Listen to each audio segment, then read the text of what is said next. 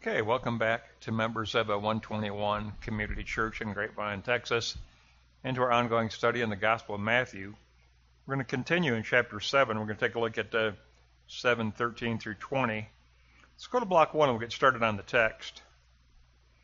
Enter in at the narrow gate, for wide is the gate and broad is the way that leads to destruction, and there are many who go that way. Because narrow is the gate and hard is the way which leads unto life, and there are few who find it.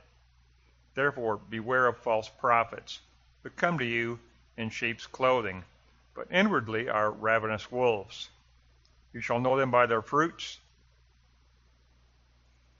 Do men gather grapes of thorns or figs of thistles? Even so. Every good tree brings forth good fruit, but a corrupt tree brings forth bad fruit. A good tree cannot bring forth bad fruit, and a corrupt tree cannot bring forth good fruit. Every tree that does not bring forth good fruit is hewn down and cast into the fire. Therefore, by their fruits you shall know them. By their fruits you shall know them. Now, this whole discussion of fruit bearing and recognizing genuine progress in God's kingdom, or the contrast between the path of life and the path of destruction, leads us to kind of look ahead here in block 2, where we learn that the New Testament Greek has two words for to do, poieo and praso, and they have very important distinctions, and that applies to this passage. And first we'll look at block 2, note 1, poieo, the contrast between the right and the wrong kind of doing. In verse 21, which follows this passage, we read that it is those who poion ta thelema to Petros, those who do the will of the Father will enter the kingdom of the Father. The verb poieo emphasizes the deed being done.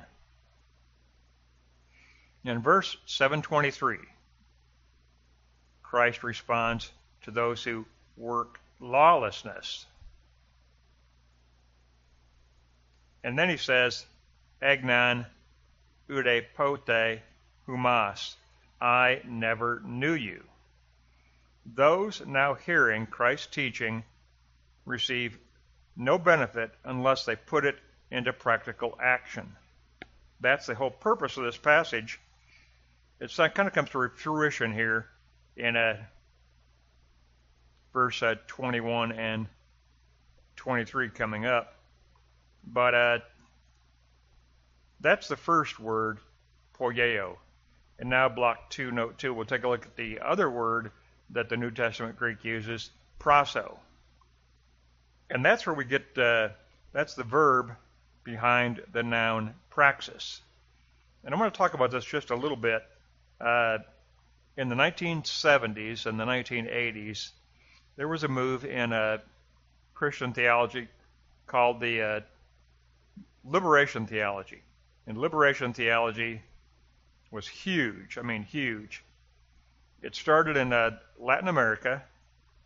It started with a theologian named Gustavo Gutierrez, and he wrote a book called Liberation Theology. Liberation Theology. His inspiration was Jürgen Moltmann and his book, The Crucified God. And that book by Gustavo Gutierrez, it launched liberation theology. After that, there were more books on Latin American liberation theology, black liberation theology, feminist liberation theology, you name it, everybody got on the bandwagon. And I've got a slew of those books in my library. I did an independent study on liberation theology in a late 1970s and early 1980s. I dug into it intensely and studied it just to learn it, to know what was going on. But the key word for liberation theology that Gustavo Gutierrez introduced was the Greek concept praxis. He said it had been ignored in Christian theology, and he was bringing it up to make sure that it was given a rebirth in liberation theology.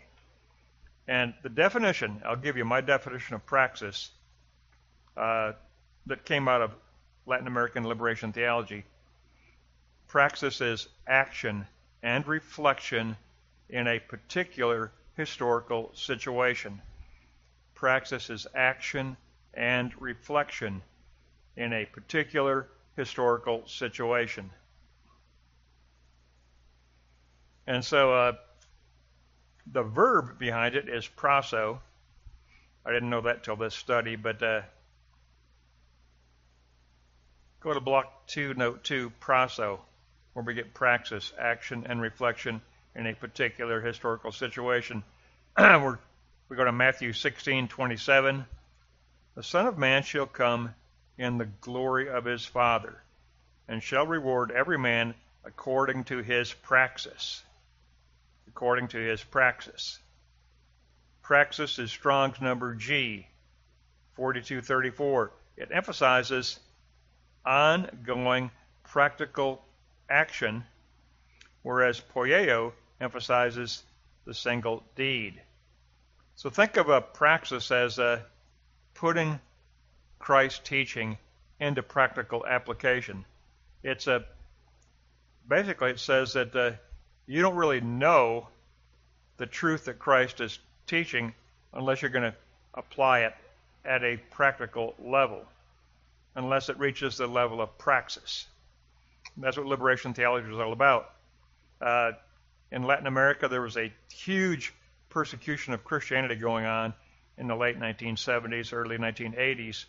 And I remember one priest was murdered by a machete. It was a brutal, bloody murder.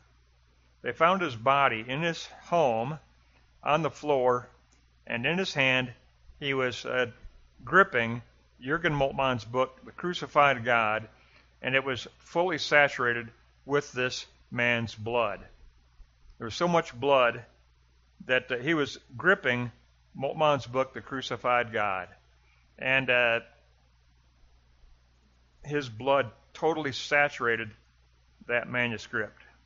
Now, Jürgen Moltmann many times visited the congregation in Latin America and, of course, supported the plight of the oppressed, the plight of a Christian faith under persecution and the threat of being murdered.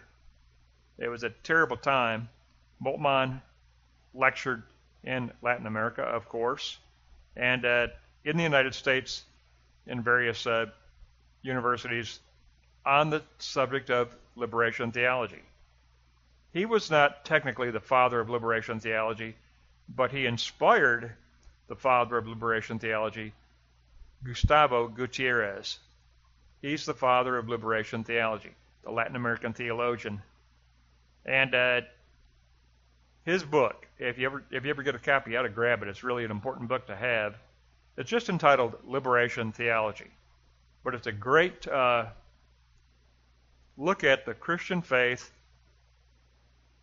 giving rebirth to the idea of praxis, of putting God's truth into action. You put the truth of Christ on the line of the mission field. That's where you do your learning. It's an active learning in the mission field. It's called praxis. It's very important. That's our second word here. The Son of Man shall come in the glory of his Father, and shall reward every man according to his praxis, to his applied divine in the way that a person has put into effect that which they have learned from the gospel. It is ongoing practical action. Let's go to block 3. Jeremiah and Paul both help us to understand the contrast between the path of light and the path of darkness. False prophets presume to speak for the Lord. Deuteronomy 18:21 and 22. The prophet that presumes to speak the word in my name when I have not commanded him to do so, and if he speaks in the name of other gods, that prophet shall die. Jeremiah warned Jerusalem about profane leadership within God's own house. Jeremiah 23:11 through 16. In my house I have found their wickedness, says the Lord.